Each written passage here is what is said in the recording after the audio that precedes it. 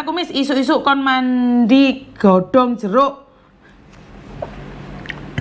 Tak penakne mainan HP dengerin Miss Yuni aku. Demit laros lak wis live ngrungokno ono aku Miss ben gak telat. Alah. Ya, jadi yo wis ngono kuwi lah. Dewi Komsatun Jombang hadir Miss Yuni Hongkong juga. Trenggalek hadir iki Mbak Puspita Sari. Mila Lesari tuh bagus ontong apa-apa kuwi. Kengken hadir Miss, salam dari Taipei. Sehat selalu. Waduh, saya itu sangat senang sekali ya karena teman-teman sudah menyapa saya. Saya merasa bahwa hidup saya itu sangat berarti, bisa menemani kalian walaupun cuman 100 orang itu sudah sesuatu yang sangat menyenangkan bagi saya karena kalian mau mendengarkan ocehan-ocehan saya. Ya mungkin bagi sebagian orang tidak bermanfaat, tapi bagi teman-teman yang kesepian nih daripada kalian semua itu mikirin yang gak jelas, mikirin yang sudah ruwet dan blibet, ya di sini bersama saya nonton bareng, guyon bareng, fans setiamu Miss. Mbak Rofiah Soim, Mbak Nuraida terima kasih sekali, Mbak Nur Karida, waalaikumsalam, amin, sehat sekeluarga. Hengki Kurniawan murah Miss Yuni tapi kudu emosi lemot sinyale kudu tak banting HP-ne malah Miss lulu. Tanpa nama jempolku juga udah hadir Miss. Nah, aku gabung pas 3 menit live. Oh ya wes. Nuri Karida baru nyimak telat iki Mbak Nuri, iki jempolmu nanti Mbak Nuri. Rena Fradela mandi daun jeruk iku apaan sih? Maaf ndak paham. Oke, mandi daun jeruk itu sebenarnya kayak cuman bersihin, kayak sebuah ritual aja sih. Kayak gini loh Mbak, membuang yang sial. Anda boleh percaya dan boleh tidak. Itu memang tergantung dari kalian ya. Banyak teman-teman yang menanyakan kenapa sih kalau lebaran Cina itu rumahnya harus disabet sama daun jeruk ya? Mungkin kalau Mbak yang ikut saya itu mungkin tahu ya. Tapi sekarang posisi saya nggak ada di Hong Kong, jadi rumah saya itu nggak tak sabeti karo jeruk. Ya kayak menghalau sesuatu yang kotor. Kan rumah sudah dibersihkan, terus kita cuman dikipat-kipati, bukan mandi air jeruk rek. Tak keplakon kok yo, bukan mandi air jeruk, cuman dibasah-basahin kayak gitu aja sih. Jadi di semua area rumah itu, kalau di rumah saya ya, karena mungkin beda majikan, beda kepercayaan ya. Jadi di dapur itu juga dikasih sayur. Artinya bagi kami adalah bahwa kita itu sandang pangan cukup, makanan cukup, itu biasanya digantung di dapur ya. Terus kalau saya tambahin pete. Itu zaman saya itu ada saya tambahin pete. Jadi jangan lupa petenya. Tapi kalau orang Cina asli enggak ya, cuman sayur-sayuran aja. Terus setelah itu ada lobako, itu wajib. Dan juga merah. Merah itu menandakan adalah sebuah kebahagiaan dan sebuah kemenangan. Jadi menandakan kemenangan, kebahagiaan, itu arti dalam keluarga kami ya. Tapi saya kurang tahu di keluarga-keluarga yang lain. Dan lesinya juga itu kan macam-macam nih. Orang keluarga sendiri, keluarga dekat, itu biasanya 20, 50, 100 sampai 500 sampai 1000. Itu kalau keluarga dekat. Ini mbak-mbak yang ikut saya ini kebetulan belum dapat lesi nih, karena kita semua ada di sini. Pak suami seneng delok no Miss Yuni cuap-cuap Miss. Waduh, kok yo malah kayak ngono iki. Menemani suamimu malian iki.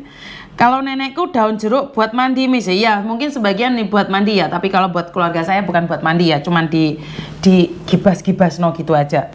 Nyimak Miss jemur baju ya wes. Ludi Miss Yuni, kan aku klik-klik kerjaan di Indonesia tuh ketipu, udah habis uang buat medical check up, udah sampai ke bandara Jogja internasional, setelah itu lihat jadwal tiketnya ternyata palsu. Ludi sudah saya katakan bahwa ya semua yang serba online tuh ngeri-ngeri sedap. Padahal kamu deket sama aku Ludi, kenapa kakakmu kok bisa kapusan? Iya betul, untuk menghilangkan penyakit tolak balak atau membuang sesuatu yang kurang baik di dalam rumah atau di dalam diri kita. Apakah itu mandi Miss? Yo mandi enggak, itu tergantung dari kepercayaan ya Mbak ya. Nah ini cuma cerita saja. Mungkin saya sudah berulang kali menceritakan ini. Dulu adik saya adalah seorang pencak silat juga di zaman mudanya, sering tarung. Ya ini mungkin kalian boleh percaya boleh tidak ya. Sering tarung dan ini yang membuat saya nggak ngeh banget ya. Habis itu dia pingin cari ilmu kebal. Jadi kalau ibu saya bilang kalau ilmu kebal itu sebenarnya minta sama Tuhan, bukan minta sama orang. Habis itu saya nggak tahu nih kalian percaya nggak ada ilmu kebal. Kalau saya pribadi ini antara percaya dan tidak. Nah, adik saya itu masih muda ya, mungkin umur 21 tahun atau 22 tahun gitu. Dia ngumpulin uang untuk mengisi tubuhnya dengan ilmu kebal.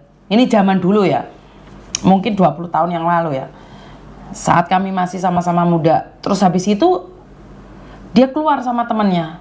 Pulang itu saya nggak tahu apa yang terjadi. Pulang tuh marah, dia marah, pokoknya marah, auranya itu kayak emosi banget. Saya nanya sama adik saya, ada apa sih dek? Nggak tahu lah saya mau ngomong apa gitu. Loh, dia nggak tahu mau ngomong apa, apalagi saya kan lebih nggak tahu lagi. Setelah itu dia bilang, kurang ngajar dukunnya itu mbak. Saya nanya, lah kenapa dek? Aku kan cari ilmu kebal. Nah, dia bilang kalau malam Jumat lagi itu harus tidur di sumur keramat. Harus bayar 1 juta atau 2 juta, pokoknya ada jutanya gitu deh. Saya kurang lupa, ada 20 tahun yang lalu. Harus tidur di pinggir sumur itu, harus ada sajennya, harus ada apa gitu, saya kurang tahu. Nah, tapi nggak boleh tidur sama sekali. Akhirnya kalau nggak kuat itu harus bayar, nyuruh orang untuk tidur di sumur tersebut. Nah, karena adik saya bilang nggak kuat, akhirnya adik saya bayar nih sama orang tersebut. Bayar. Nah, di malam Jumat itu karena adik saya merasa bahwa ilmu kebal itu sangat hebat sekali, akhirnya dia setelah menyerahkan uangnya malamnya datang ke rumah si dukun, bukan ke rumah si dukun itu, ke sumur yang dimaksud. Nyampe di sumur itu didedepi ya, bahasa Jawanya didedepi. Setelah didedepi, ndek sumurnya gak ada wong. Nah, akhirnya adik saya datang ke rumah si dukun itu. Diintip, kalau zaman dahulu kan namanya gedek gitu ya, kan bisa diintip ya, zaman dahulu lah. Nggak kayak saiki omah gedong kabeh. Itu diintip, diinceng. Lah kok wongnya turu toh mbak? Lah ya didodok sama adik saya. Didodok, ditanyakan loh, katanya lagi menggali ilmu dalam kok malah turu gitu.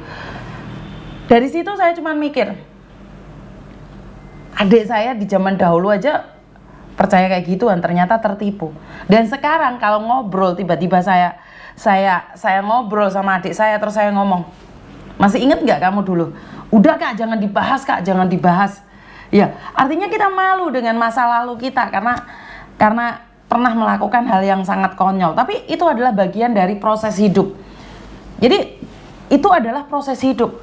Ya wajar manusia melakukan kesalahan. Tapi apakah adik saya pakai dukun, apakah pakai ilmu dukun? Ya saya pribadi kurang tahu. Tapi yang saya tahu dari situ dia bisa belajar bahwa jangan percaya sama dukun. Karena dukun kan juga meminta juga kan. Tetap saja sama aja minta sama Tuhan. Jadi saya kurang tahu seperti apa ya. Chosan Miss Yuni hari ini kok kelihatan pucet. Waduh, nggak pucet loh mbak sebenarnya mbak. Kameranya mungkin nggak pucet kok. Nggak pucet. Kalau sama lihat di YouTube nggak pucet kok. Mungkin di Facebook karena kameranya saja. Jadi jangan percaya sama kamera. Jadi itu ya, jangan ke dukun Miss. Nah, yo nggak ngerti mbak, wong zaman dahulu kala kita kan, saya cerita itu 20 tahun yang lalu. 25 tahun yang lalu, jadi bukan yang sekarang ya. Artinya adalah jangan mudah percaya dengan apapun yang dikatakan orang lain.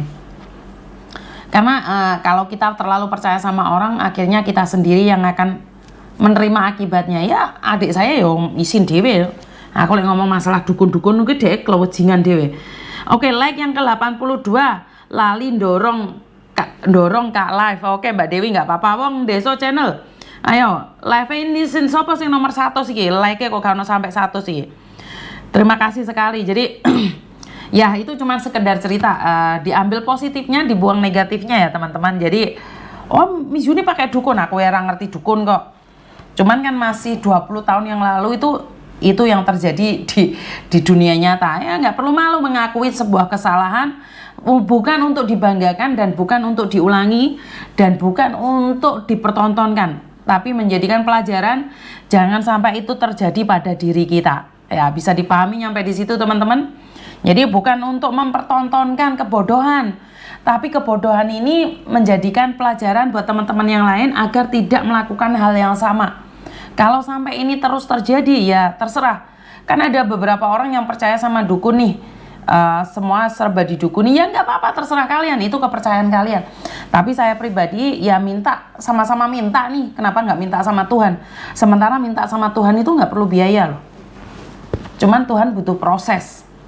Jadi buat teman-teman, Miss berarti 40 up masih cantik dan awet muda. Wah, saya sudah 40 lebih mbak. Kalau dibilang muda ya seneng saya itu. Saya sudah tua, jadi anak saya sudah gede-gede semua. Dukun iki modus nah. Kalau dukun itu nggak punya ilmu, cuman minta bantuan sama jin setan. Jadi Mbak Nuri ya, good morning Miss, like yang ke 169. Waduh, kill I love you Mbak Dian. Mbak Mira Amira, pagi Miss, Hongkong adem. Di sini panas Mbak, kalau kalian tahu aku di sini aja pakai AC ya, pakai AC, pakai kipas angin, lenggak es brodoli kabeh rambutku.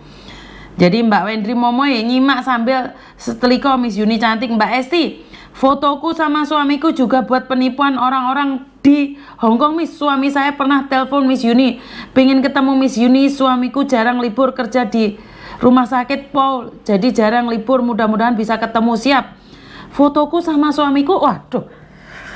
Oh, foto suami istri yang dipakai untuk nipu orang itu ya Mbak Esti, yang katanya untuk nipu suami orang, menipu orang itu ya. Pokoknya saya itu, waduh, sampai ngeluh saya itu ya. Lihat-lihat penipuan itu sangat ganas sekali loh. Mereka itu menghalalkan segala cara loh. Mereka menghalalkan segala cara. Dan mereka bilang, iya itu kerjaan saya, bodoh amat gitu. Jadi wegel lah kalau tahu kan mbek penipu ya. Aku senengane tukaran mbek Sendika sampe pegel dhewe. Aku ra disopo Miss Yuni jarene Galang 1611. Ya iki sak tak sapa love Gigi, terima kasih. Eka Retnowati, Jumiati Nasa, terima kasih ya. Mbak Mira Amira, terima kasih. Dian Salmia, wes pokoknya matur nuwun. Putri Linggo Taiwan hadir. Mbak Atin Mesis, Hanian Putri, terima kasih. Tadi saya lihat Mas Bagus Saputra. Bagus Saputra itu keponakan saya. Mas Bagus Trisula, terima kasih ya. Jadi nggak kesapa satu-satu ya, mungkin wongnya wes hilang ya, bu hilang nanti wes.